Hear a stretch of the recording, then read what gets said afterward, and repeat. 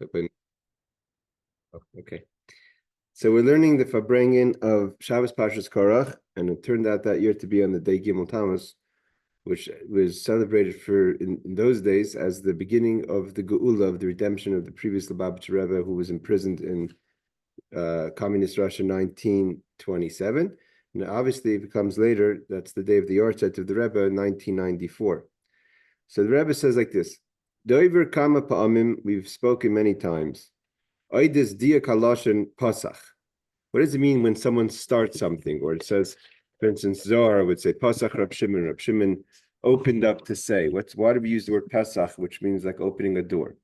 Shematzinu heim b'negei l'maimer upirish chadash. We see that word applies. I have a question. I thought Pesach was for Passover. Excuse me, Pesach.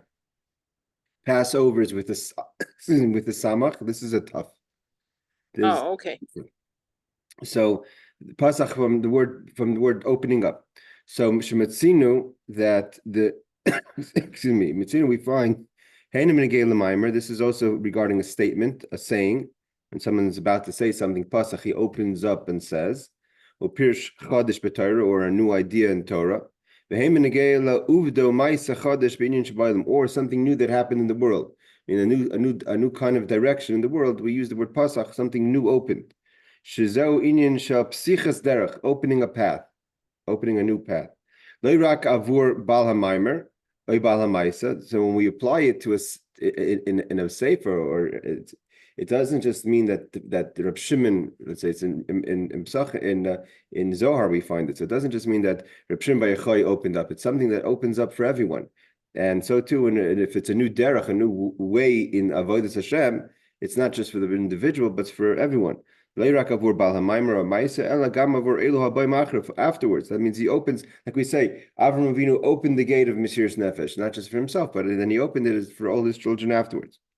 Even those who are not 100% like them, means Reb Shimon Bar Yochai, Avram Avinu, these are great sages, great people. But once they open it, it's even open for people that are not yet on their level. Or not at all on that level. After these great individuals have opened and paved the way, then it becomes available for everyone and possible for everyone. Even another person could go on this path. For instance, we have it's brought down that what's her name? Chana, Shmuel's mother, opened the path of using the name Tzavakos. So since then, afterwards, all the prophets start to use the name Tzavakos in their prophecy. The Rebbe gives an example. The Torah, he says the Rebbe is quoting what I just said. Where do we find this in Torah? We find this many times. Rabbi Shimon Bar Yochai, by Reb Shimon Bar Yochai, Haloshin Pasach Reb Shimon. Reb Shimon opened to start saying X, Y, and Z. Because Reb Shimon Bar Yochai was the one who opened up the ideas of revelation of the inner secrets of Torah. And via Rabbi Shimon Bar Yochai, and especially what we have from Rabbi Shimon Bar Yochai in the Zohar, is Nasis Psichas Derech. This is opening the way, the Chol Echad Misrael, for everyone. Shekasher Yagata, that if you're going to apply yourself, Yagata in the words means Zigia, when you toil. Amalim b'Torah, to toil in Torah.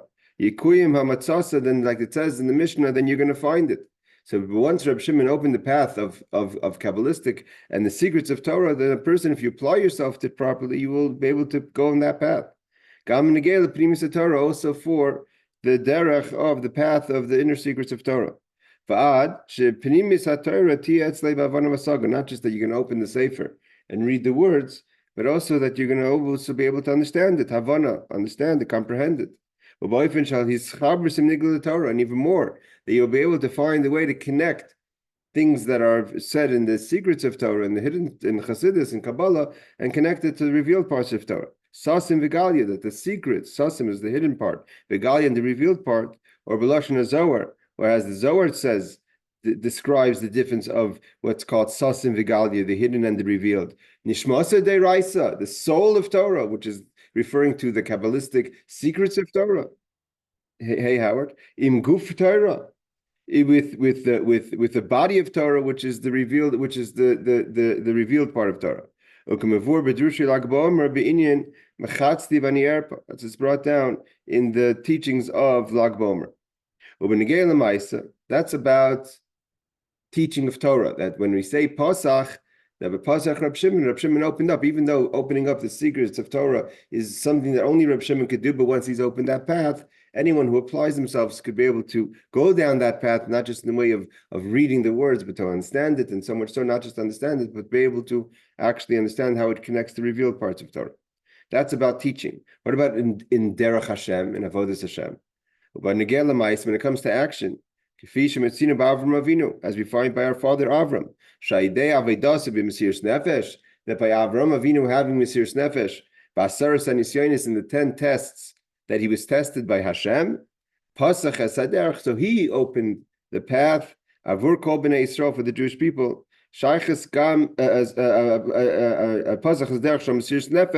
opened the path of self-sacrifice for all those afterwards. So where do we have the strength to withstand the tests and to serve Hashem in a way of Mesiras Nefesh? Is because Avraham Avinu opened the door, paved the path for us to be able to go down that path of Mesiras Nefesh. Okay, so the Rebbe says, the point is, Shepaulas Apsichas Avur Kol Bnei Yisrael. Here the Rebbe is saying a new idea, meaning to say this idea that someone, an individual, can open a path. It doesn't have to be that individual is a nasi, is a leader, which Avram Avinu was, right? Nasi Kim, they said the Bnei Chais tell Avram Avinu, you're a prince amongst us, and of course Rab Shimon Bar Yochai. He says, for instance, he gives an example. About Rashbi. It's very interesting. I always thought about this actually. Although that Rashbi was very great, so much so, in his generation, amongst other great giants, right? Reb Meir, there was a team. There was 5 students of Rabbi Akiva. He was from the elevated. It means he was an elevated person even amongst his peers. And those days, the people amongst them were great giants. And he says, if there's one tzaddik, it's me. I'm sure he wasn't saying it out of boasting, but out of humility. All that, he still was not a nasi. Rabbi Shimon Bar Yochai, with all his greatness, he wasn't a nasi. Shari b'dayri, because in his times, haya hanasi v'av bezdin tanayim acherim. The official job of the nasi, which wasn't just an official job, it was an official job because that's the way it was not Rabbi Shimon, that was not Rabbi Shimon Rashbi. At his time was Mistrabli, the end of Rabban Gamliel and Rabbi Shimon ben Gamliel, right? So like he says over here in footnote number 9, Rabbi Shimon ben Gamliel di Avna, which was the son of Rabban Gamliel, the father of Rebbe. L'chein ein halacha Rashbi ki yidu b'chlal halacha sheRabbi Yehuda v'Rabbi Shimon shalach Rabbi Yehuda. Therefore, we don't always find that the law is according to the psak, the final ruling is not always according to Rabbi Shimon, as is known the rule. If there's an argument between Rabbi Shimon and Rabbi Yehuda, we know Stam Rabbi Shimon. Whenever there's Rabbi Shimon mentioned in the Mishnah, that's Rabbi Shimon Bar Yochai. So though as great as he was, when there's a disagreement between Rabbi Shimon and Rabbi Yehuda, the law is according to Rabbi Yehuda. So what's going on over here? The Rebbe said. Api Mashkasi B'Shalmi brought down the Yishalmi. The Yishalmi, the Gemara, the Talmud Bavli, the Talmud from the Jerusalem Talmud that says Rabbi Akiva Amar Rashbi, that when Rabbi Shimon, this is talking about when Rabbi Akiva gave smicha, rabbinic ordinance to his students. So it says he gave first to Rabbi Meir and then to Rashbi. And Rashbi was offended because he felt that, again, it wasn't ego, just in an honest evaluation. He felt he was greater than Rabbi Meir. So Rabbi Akiva told Rashbi, Rabbi Akiva Amar Rashbi, Dayech shani u'beirach makirin. It's enough that me and your creator, meaning Hashem, recognize hakara daika, understand as koichacha, your power, b'pnimis haTorah, in the secrets of Torah. V'ilo ha'olam, but the rest of the world, in his time, in his lifetime, the people who lived amongst him didn't recognize him to be the giant that he was. Not that they didn't respect him, but they didn't recognize him to be the giant that Rabbi Akiva knew he was. And therefore, when it came to giving smicha, As far as the people were concerned, Rabbi Kiva had to be concerned with giving the smicha first to Rab Meir. Therefore, the law is not according to him. So the Rebbe is saying, nevertheless, as great as Rav Shpi was, nevertheless, he wasn't a Nasi. In the Pasach, Reb Shimon, this that it says in the Zohar, that nevertheless, he was able to open up. You didn't have to be a Nasi to open up a new path. He was able, with his teachings of the Pnimis Torah, of the Zohar, of the secrets of Torah, to open a new path for all the Jewish people. And with that moving from this is understood, even more so. When a Nasi does start something, if it's being started, I mean, again, a Nasi is not just a great person. A Nasi is the head of the Jewish people. It's not the same thing. I mean, to say that Rashbi is a great person. Rabbi Kiva said, you're mamish great, and only me and God know how great you are. But that's not what a Nasi is. A Nasi is the leader of the Jewish people. And therefore, when a Nasi opens the path, it means he has also, the soul of the Nasi is different. The soul of the Nasi is an Neshama Klalis, is a general soul. The whole makeup of a Nasi is it's a different being. So if a Nasi opens up a path, so if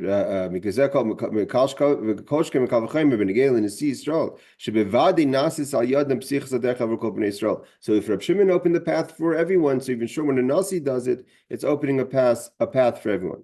The Rebbe goes into more detail. What does it mean to open a path? First,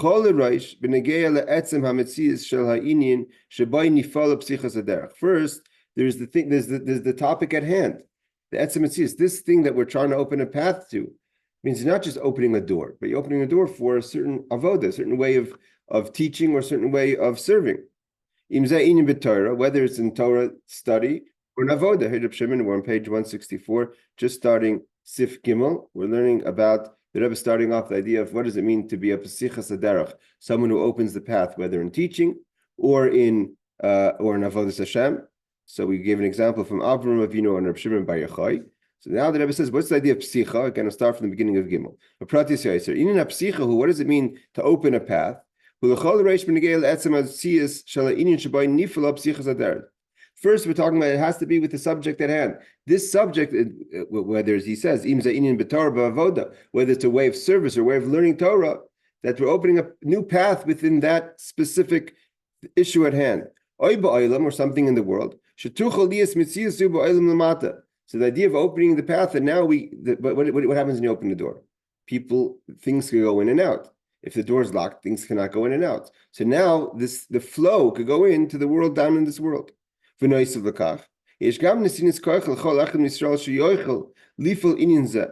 only is the idea of opening a new path that now the flow could go, but also in our avoda, the Jewish people are able to be effective in this issue. Meaning to say, if something has been closed, so this is not something for a person to spend their time on because it's not something you could accomplish.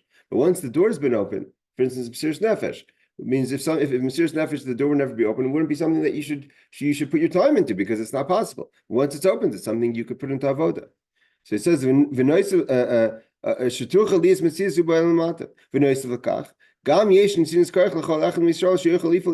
that everyone could do it. And because this is a new thing, because they just opened the door for it, it's not enough the strength that a person has in their general avoda that they had up until that point, like yesterday. Not only that, the empowerment that when you open the door, the empowerment that's given to the person now to every Jew to go in this path there's a new surge of energy, because when you have a new door, there's a new derech that we didn't have until this time. So now we need a new surge of energy, even more than what we had yesterday and the day before, even though every day we get new koiches, new fresh energy, but now it's a totally new kind of surge of energy to be able to go down this new path. So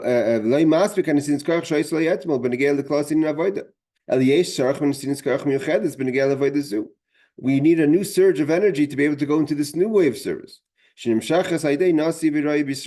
that's given to us also by the Nasi, right? So, for instance, give an example. I don't know whether Rebbe has explained this. Obviously, he's talking about the previous Rebbe with the idea of Mesiras Nefesh and Gimel Tamuz and Geula. But if a person has a koiches to live a Jewish life in a nice Jewish community and all that, that's nice. But then you tell a person you have to go on shlichus, You have to go out and change the mundane world in a place that's unfamiliar to you. That's not, you can't use the same koiches you had when you were living your Jewish life in a safe, secure, holy area. You have to go to a place. You need special energy to go to a place and turn it around. So the Rebbe says, what about the why is it that it's citing Rabbi Shimon for opening up the inner meaning of the Torah when Avraham Avinu wrote Sefer Yetzirah according to traditional views? because it was a publication that wasn't revealed. Reb Shimon was teaching it. Avraham Avinu authored it, but up until that time, Reb Shimon took the Sefer Yetzirah, the knowledge that we have from Sefer Yetzirah was mamish. Was probably only certain individuals knew of its existence. Reb Shimon Bar Yochai, even though he didn't do it on the level of the Arizal, obviously, as far as spreading the teachings of Torah, but he taught it. It became a study for at least his group of people. Avraham Avinu authored it, but it wasn't on the level of Reb Shimon teaching it and becoming a derech, a path of a way of life. I believe that would be the answer. So he says, hey, Ariel, he says, Zayis va'oid. B'derech klal haseiderhu, the Rebbe says, the idea is usually, Shabbalit taher, if a person wants to purify themselves, right? You want to go to the mikvah, spiritual mikvah, or physical mikvah. You want to refine yourself. Misai noisai, you get help. It means Hashem helps a person who wants to help themselves. Hainu, in order to get that, Hashem is going to help you in this process of purifying yourself. You have to want to be purified. Sometimes it's a tall order. It's hard. It's hard to purify yourself. But when you want to, you have to want to at least. Avaz Messiah, and I say, then we help him. So that's a general rule that if a person wants to get purified, wants to elevate themselves, you have to want to, and then Hashem helps. When it comes when it comes to leadership of the Jewish people, the shepherd of the Jewish people, and not just any shepherd, a faithful shepherd. What is the approach of the faithful shepherd?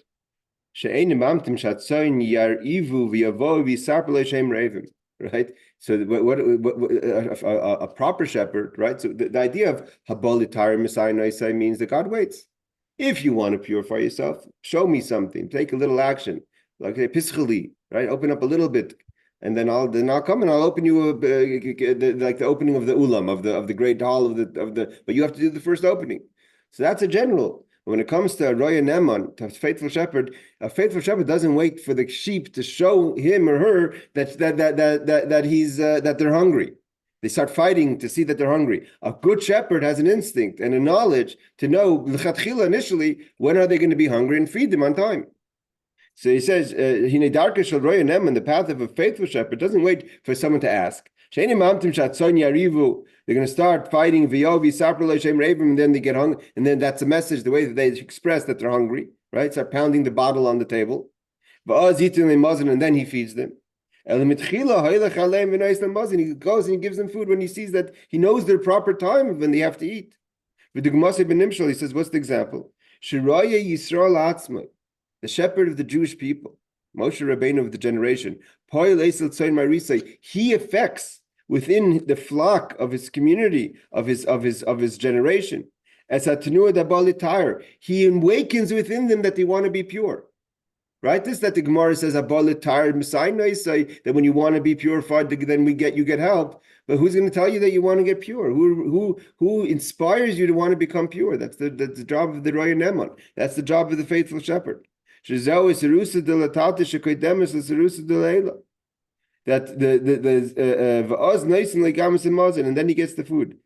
I think that's a printing mistake there. I think it's supposed to be that's a which comes before the Srusa Latata. Right? The initiation that comes from means the Srusa Latata is what our job that we do, but who inspires our job, that comes from the Roya Neman. And then he gets the food. To be able to eat the food, to chew the food, they have to do themselves. But Moshe Rabbeinu, the generation, knows when they need to get the food. But all the preparation until they eat the food, that comes from the Roya. So who awakens within them that Balit Tire is the Roya Neman. That's what the job of the shepherd is. Knows that doesn't wait for the person to behold a situation in their life that they're demanding and they need the inspiration. He initiates the inspiration and then they have to do it themselves. They have to eat the food. Page 165. We then moving from this is understood. The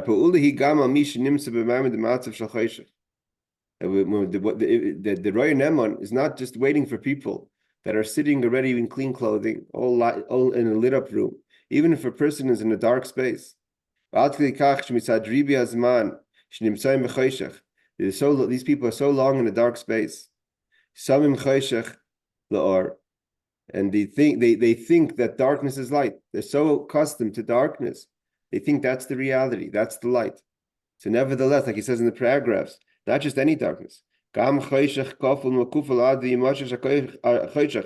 a darkness like the darkness of the plague of darkness. You can't even, you're locked in the darkness. But nevertheless, the job of the Rei Neman is not overwhelmed by that. The faithful shepherd nevertheless takes that person and awakens that person, that they should have a balatar, they want to purify themselves. But because they're sitting in such a darkness and they think the darkness is light, therefore they don't think they need to awaken within themselves the spirit. Needs someone to come, they need a shepherd to come and awake them and say, Chever, you're sitting in a dark room. And that's what it means to be a nasi. The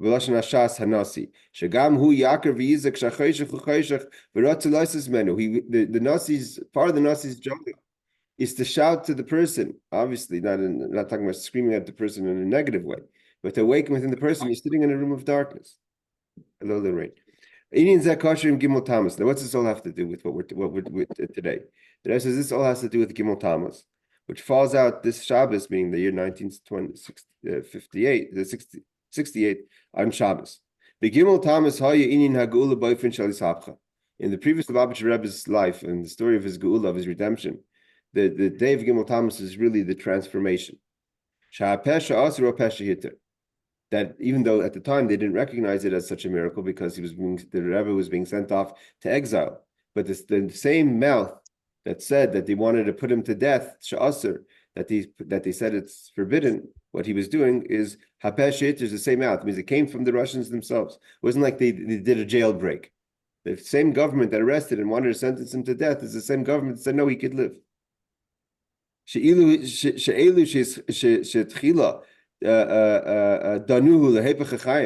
Those who initially judged him for the opposite of life, they said he should live.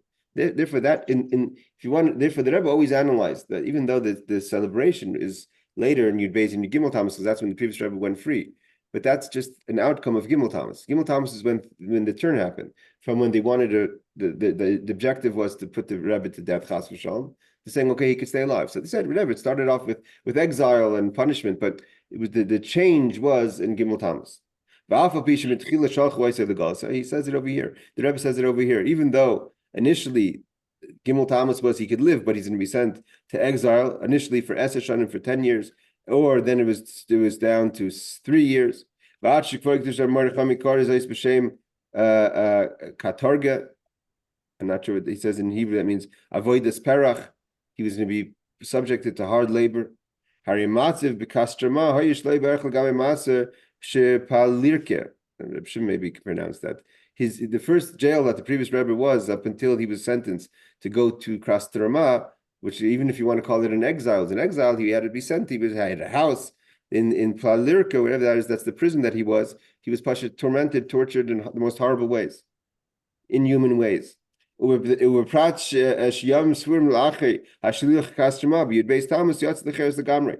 end, he didn't stay obviously 3 years. The previous Rebbe stayed only a few days. By the time Yud Beis Tamuz came, he was already totally free.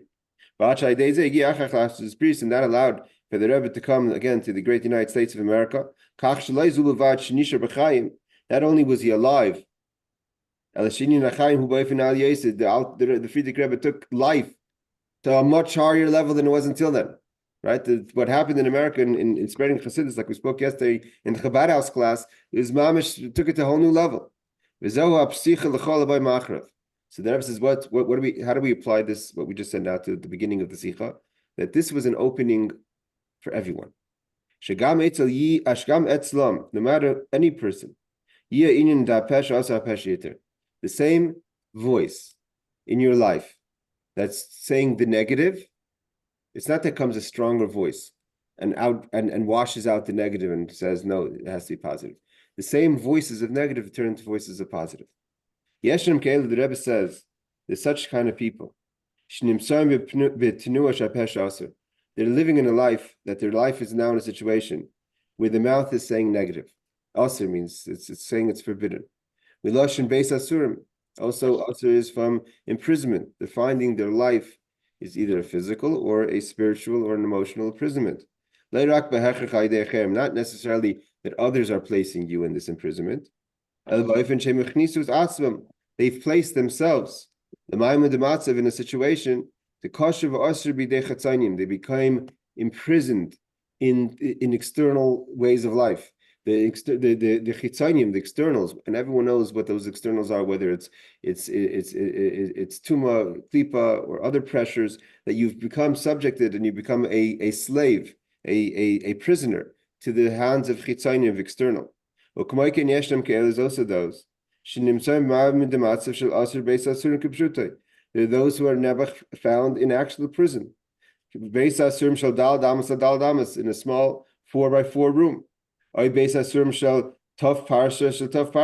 Doesn't make a difference where how big it is. You could be, I guess the Rebbe is also referring to those days, 1968, and to the Jews that were being held captive in Soviet Russia. It could be tough parsa, which is a large amount of space. Right? Russia is a huge country, but if you can't leave the country, you're in prison. Doesn't make a difference how large the prison is. If you're not allowed to leave, then you're imprisoned. What does Paro say? They've been trapped in the desert. The desert is very large, but they've been trapped in the desert. They're in prison. The Paro says they've imprisoned themselves in the desert. 166. Shetach Gadol, even though Egypt is a big country, as it's brought down the Gemara Medrash, how big it is, a big Shetach it is. The Rebbe doesn't say, because you could look at the map, and the map shows you how big Egypt is. Egypt is big because that's what the Torah says. Is Hari Zenech Sheves, the Beis Asurim. It doesn't make a difference the size of it. It's a prison. No one was able to escape Egypt. No one was able to get out of Soviet Russia. Oh, there's everyone in their own space, whatever it is, physical or spiritual. The Rebbe says also, sometimes there's people, or there are those people. They're in a spiritual situation where they're imprisoned, where they can't get into a spiritual space. As brought down by the previous Rebbe in the discourses connected to redemption. The Rasha within the person is surrounding, from the word machter, surrounding the tzaddik. The Kal Yetzirah, this is talking about the Yetzirah, that the evil inclination within the person themselves, that doesn't allow for the good inclination, the V'nefesh Alikis, the godly soul, Lilmatar, to study Torah, or to do other things of Torah mitzvahs. Lilmashal, V'limshal al Iraktan Zaguf, and for the Nefesh Alikis to do its job, to take ownership of the small city, meaning the body, as described in Tanya. So you're imprisoned by your Yetzer Hara, who's not allowing you to not allowing your godly soul and your Yetzer Tov to express itself within the life of the person. So what happens when you're in imprisonment? What happens when you're in a situation where it's a pesha aser? There's the voices in your life, physically, spiritually, no matter what it is, that is not allowing you to get out. You feel in prison. There's no exit to the situation. So the idea is, number one is you have to recognize the reality of what it is. Meaning, part of the problem is if you don't even realize you're in prison. Only then, only once you realize you're in a situation of imprisonment, can you get out of it. And how do you get out of it? We get the strength, and also how do we recognize it? We're given strength by the Nasi Hadar, the leader of the generation. Starting from the first Nasi of Am Yisrael, which was Moshe. Haroya Harishon, the first shepherd. And also the extension of Moshe in every generation. Adla Dairenu, including our generation, which is Kvoid Kedushas Mar Yechami Admir, my father-in-law, the previous Lubavitch Rebbe. Shepasach Esatziner, that he opened the flow, he opened the valve. And he gave strength, he empowered everyone connected to the Rebbe. To every person of Israel, even if they don't recognize that they're connected to the Rebbe. And also those who are just Jewish by name. As he wrote in his letter of Geula, I believe in 1928. Yeah. So where we have been given, we've been empowered by the Nasi of our generation that we could go out of our imprisonment. The Rebbe says, including our brothers and sisters that are pashut held in prison. The Rebbe says this in 1968 about those in Russia. This mamash applies to our brothers and sisters, men, women, and children that are being held captive as we speak now. Those of our brothers and sisters that are being held pashut in shivya. Shivya is captivity, physically. That they should be able to go out from their life of meitzar, of restraint, to the broadness and the freedom. The Rebbe says from a enslavement, from a meitzar, from a restraint to broadness in all levels, in all translations. We should go out from all the boundaries and limitations with kindness and compassion, and should be revealed in a good revealed way. And getting our brothers and sisters out of imprisonment, when everyone in their own imprisonment, whether it's physically or spiritually or emotionally, etc. This will be a preparation for the exit of the Golus, to the redemption, the true redemption, with the coming of Mashiach. May he come and redeem us, and take us standing straight to our land, speedily in our time. That's the first talk. We have a little time. We'll go further in the second talk. The Rebbe continues. We spoke before in Sif Gimel in paragraph number 3 that Shigam in Sif Gimel Shigam Elishim Sam Choshech Kafel Makufel Adi Mashach Choshech, that there are those who are found in darkness, even a double darkness. But nevertheless, they think that they're in light. What the Nasi does, the Rebbe says, seemingly from here, it didn't seem like that from the beginning. It's not just that the Nasi tells you that you're in darkness, but the Nasi wants you to say that I'm in darkness. You have to recognize I'm sitting in a space of darkness, even though up until this point you thought you're sitting in light. To demand this from a person who's happy with their life. Why? Because they sit in darkness and think they're sitting in light. And you want them to say, no, I'm sitting in darkness. That demand of a person that they should recognize and be able to admit that I'm sitting in darkness that requires Mesiras Nefesh of the person. Why? The Rebbe says, where's there a source that you could demand so much from a person? For a person to say that my reality that I see looks like to me all good, everything's light. I want it now. I have to recognize it for the darkness that it is. That's such a high order that it's Mesiras Nefesh. And where's the source to bring that out in a person? What does it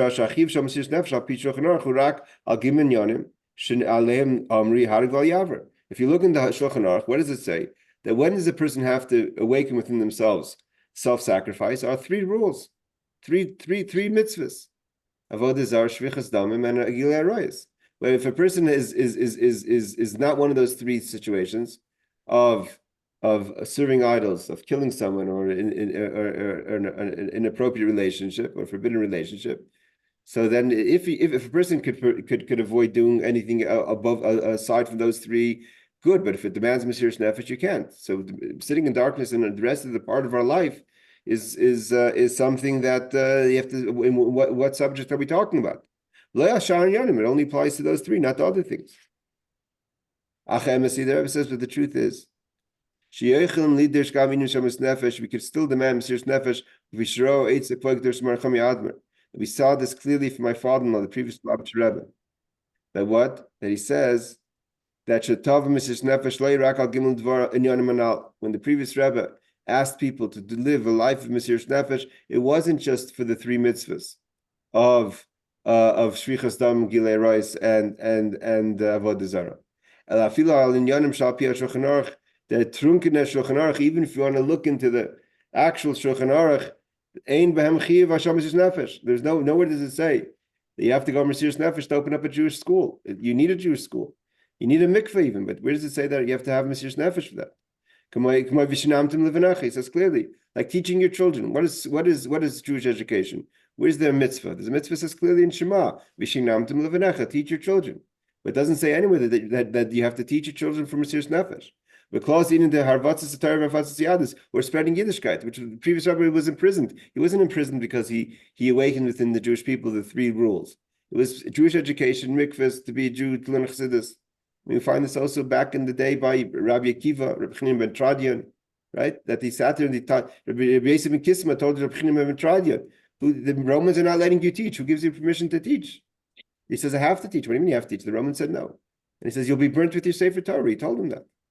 We know the story that told by the previous Rebbe with regards to his father, i.e., Admor Marashab, the Rebbe Rashab, known as Reb Shom Dov Ber Schneerson, the fifth Rebbe Chabad, the father of the previous Rebbe, the grandfather of the Rebbitzin. That the Rebbe Rashab said, you don't find anywhere in the Shulchan Aruch that there should be one of the simanim, one of the categories that talks about different laws, to have one dedicated to the laws of Mesiras Nefesh. Why? Because when you have a siman in Shulchan Aruch, right, you open up the Shulchan Aruch. So it says this subject has 20 halachas, 30 halachas, 100 halachas, 1,000 halachas. But that's it. Once the beginning and end, this covers all subjects. The Rebbe says because there's no limit. You couldn't put it in the Shulchan Aruch because it has no limit. Therefore, if it has no limit, it has no beginning also. It doesn't have to start here. It starts everywhere. When the Nakud is saying, the idea is like this. The Rebbe doesn't answer his question. The Rebbe just says that's the way it is. That you could ask from everyone Mesiras Nefesh, even sheyesh b'koycha Mesiras Nefesh. Why? You can't ask something that a person doesn't have the power, because everyone has the power to do Mesiras Nefesh. The only thing is you have to awaken that power within the person. Mesiras Nefesh is not something that's an acquired quality. Every Yid has it, because we're the children of Avram, Yitzchak, and Yaakov. Avram paved the way, like we said, Pasach Hatzimah Mesiras Nefesh. That's part of our DNA to be Meiser Nefesh, to be self-sacrifice. The only thing is sometimes it falls asleep, and the Rebbe, the Nasi, has to come and awaken that. This is very much we see by those that when they were in that country means under the Soviet Russia. They actually lived, so many stories of the Russian Jews who lived in the life of Mesiras Nefesh, for many details. This is a subject the Rebbe talks about in the Maimer. What happens? The same people that lived the life of Mesiras Nefesh while they were in Russia for mamish every detail of Judaism, when they came to the land of freedom of the United States of America, Shachlu Legamreza. The Rebbe says the Rebbe asked this question in the final mimer that he gave out before his passing, that there's an inconsistency. The same person that was ready to die for God in every detail, all of a sudden they come to land of freedom. And it's like they forgot to even have that quality in themselves. You don't see that same dedication to Judaism when they came to land of freedom. The Rebbe says whatever that means. They totally forgot about Russia, and they threw themselves into the freedoms of the United States. When you ask them, could you go do a friend a favor? You find all of a sudden it's impossible. They were doing favors for each other up until being shot dead. You know how many stories? People that we know, grandfathers of people that we know that were killed for doing favors for other Jewish people. And then when they come to the land of freedom, he asks them to do someone a favor. It's like the hardest thing. And he's the person, when you ask him to do a favor, why are you asking me? Someone else could do the favor. It's why it's nothing to do with me. Do I know the person? Do I owe the person anything? Why is the person behaving this way? Because that person became so sunk in to their own life. What do you mean? You're a person that knows about Mesiras Nefesh. Mesiras Nefesh means giving away, taking your own importance out of it. It's not like he knows about it because he read it in a book. You yourself lived the life of Mesiras Nefesh 10 years, 15, 20 years ago, 5 minutes ago, in another reality. And where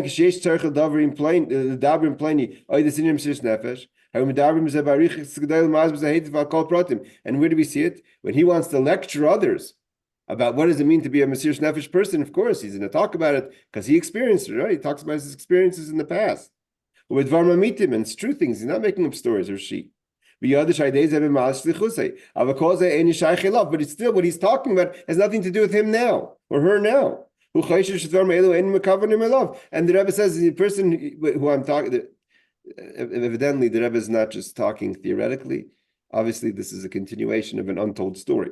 And when he's listening to the speech right now, to the Sikh right now, he thinks I don't mean him. The Rebbe says even now, as I'm speaking it now here in the Sikha, 1968. There are those who don't even feel that they need to stay up. They're sleeping as I'm talking. When we talk about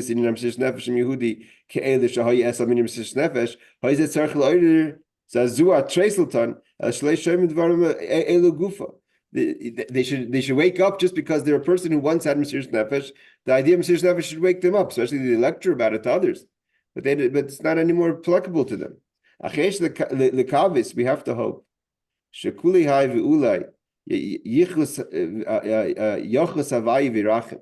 Hashem will have pity on this person. That you should recognize that I'm talking to you. You're the person at hand. Don't listen as if the Rebbe is talking about someone else. The Rebbe is talking to you.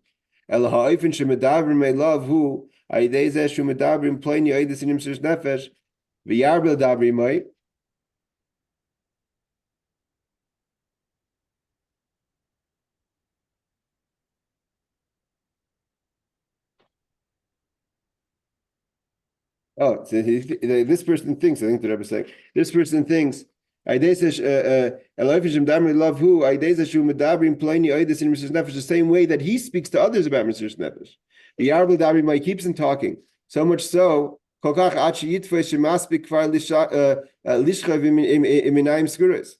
they stop sitting with closed eyes. I'm not getting every point over here, but the point the Rebbe is saying is that you're lecturing the whole time. You should, just like you lecture, you should realize you're being lectured too. A person should begin to see. I'm talking about you, not about what you should say to someone else. I mean you as you're the person I'm talking about. Especially as someone who already had Mesiras Nefesh in their life. It's not like it has to be awakened within them. They once experienced this. You have to awaken them again. And the Rebbe continues. We've been empowered for my father-in-law. Starting from the 3rd of Tamuz. That's when things changed. A person should not be overwhelmed by darkness, by the darkness in their life. Once you know that it's dark, and go with joy and with trust. Strong trust. You'll get out of this darkness. Because it's already been that the gates of compassion and kindness have been opened in a revealed way on Gimel Tamuz and Yud Gimel and Yud Beis Tamuz.